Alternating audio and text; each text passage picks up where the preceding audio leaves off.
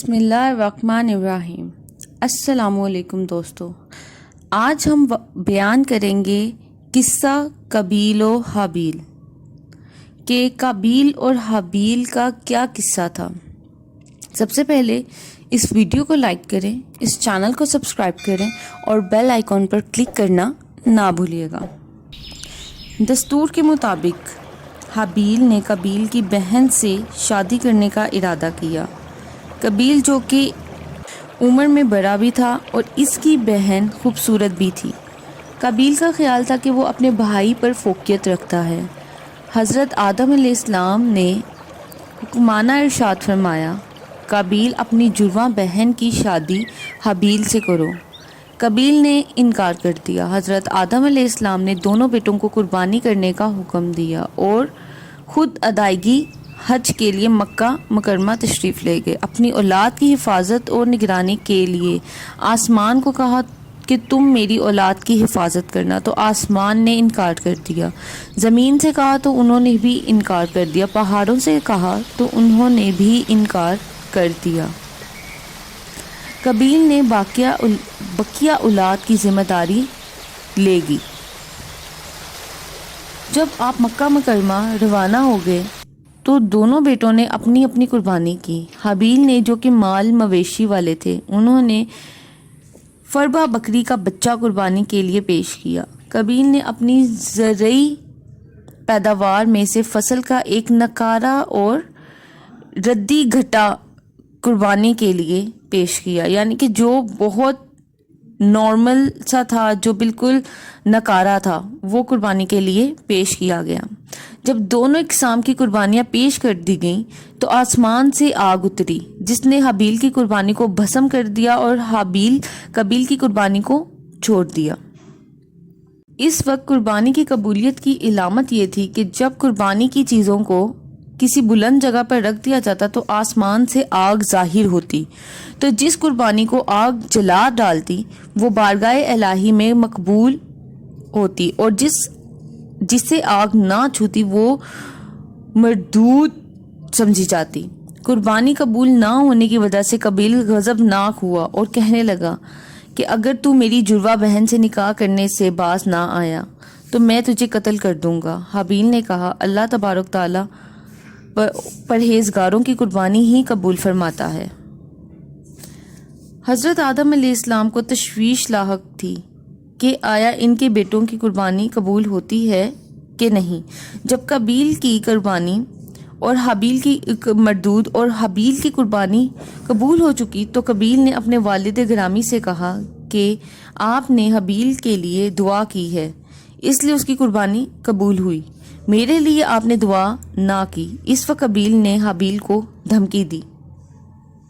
ایک دن حابیل کو بکریاں چراتے ہوئے تاخیر ہو گئی۔ حضرت آدم علیہ السلام نے قابیل کو بھیجا، جاؤ دیکھو۔ حابیل کو بھیجا کہ دیکھو حابیل کو تاخیر کس لیے ہوئی۔ قابیل تلاش کے لیے نکلا۔ حابیل ملے تو اسے کہنا کہ تیری قربانی قبول ہو گئی، میری کس لیے نہ ہوئی۔ حابیل نے کہا، اللہ تعالیٰ متقی لوگوں کی قربانیاں قبول فرماتا ہے۔ قابیل یہ بات سن کر غصے سے آگ بگولا ہو گیا۔ اس کے ہاتھ میں لوہے کا ٹکڑا تھا۔ قابیل نے حابیل کو وہ لوہے کا ٹکڑا مارا اور ہلاک کر دیا۔ ایک قول یہ بھی ہے کہ حابیل کا گلا گھونٹ کر ان درندوں کی طرح چیر پھاڑ دیا اور جس سے وہ وصال کر گئے۔ دمشق کے شمالی علاقہ میں پہاڑ ہے، وہاں ایک زیارت گاہ ہے جسے مغازل ادم خونی جنگل کے نام دیا گیا ہے۔ یہی وہ مقام ہے جہاں قابیل نے حابیل کو قتل کیا۔ یہ بات اہل کتاب سے ملی ہے، اس کی صحت اللہ تعالیٰ ہی بہتر جانتا ہے۔ صالحین میں سے تھے، انہوں نے رسالت مابا صلی اللہ علیہ وسلم، حضرت ابو بکر رضی اللہ عنہ، حضرت عمر رضی اللہ عنہ اور حابیل کو خواب میں دیکھا کہ وہ اس جگہ پہ موجود ہے۔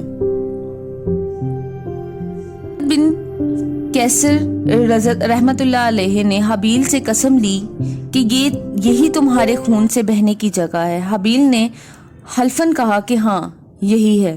پھر حابیل نے اللہ تعالیٰ کے حضور عرض کی کہ اس جگہ سے مستجاب الادوا نے بنا دیے۔ اللہ تعالیٰ نے حابیل کی دعا کو مقبول فرمایا اور حضور صلی اللہ علیہ وسلم علیہ السلام نے اس کی تصدیق فرمائی۔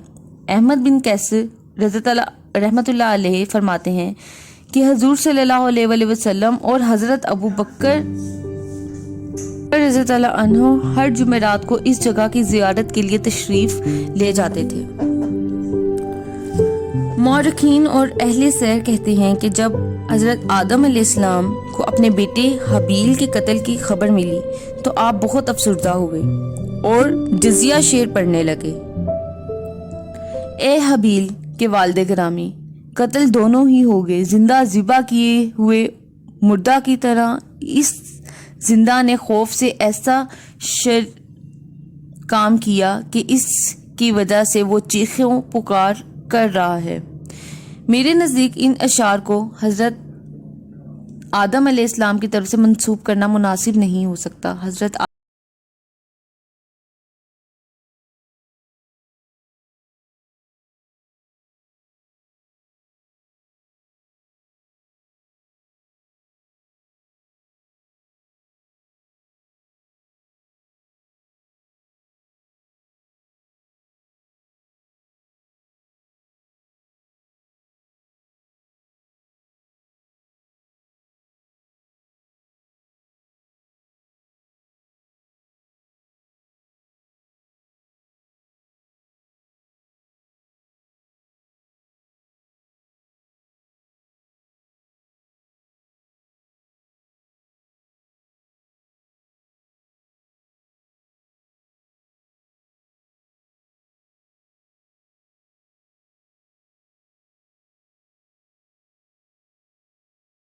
کا حریص تھا۔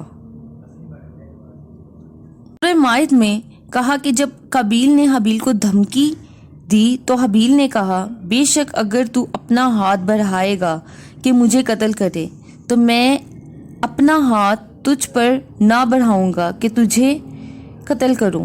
میں اللہ سے ڈرتا ہوں جو رب ہے سارے جہاں کا۔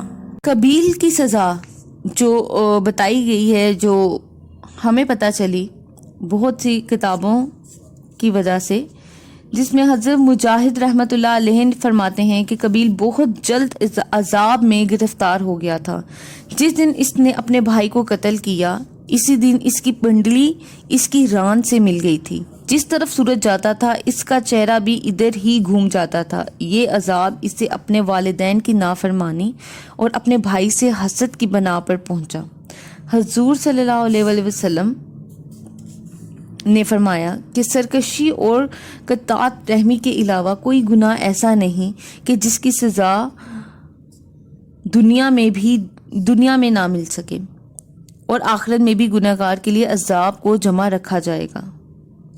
اہل کتاب کے پاس جو کتاب ہے اور جسے وہ بزم خود تورات کہتے ہیں، میں نے اس کے مطالعہ کیا تو اس میں بھی میں یوں مذکور ہے کہ اللہ تعالیٰ نے قابیل کو مہلت دی اور وہ شرک الدین میں نود نامی جگہ میں رہنے لگا۔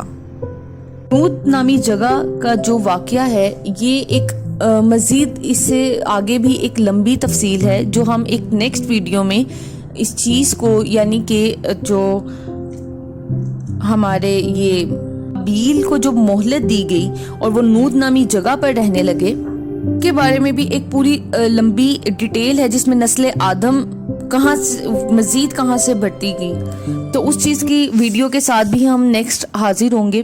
اس سے پہلے آپ اس ویڈیو کو بھی ضرور لائک کیجیے گا۔ شکریہ۔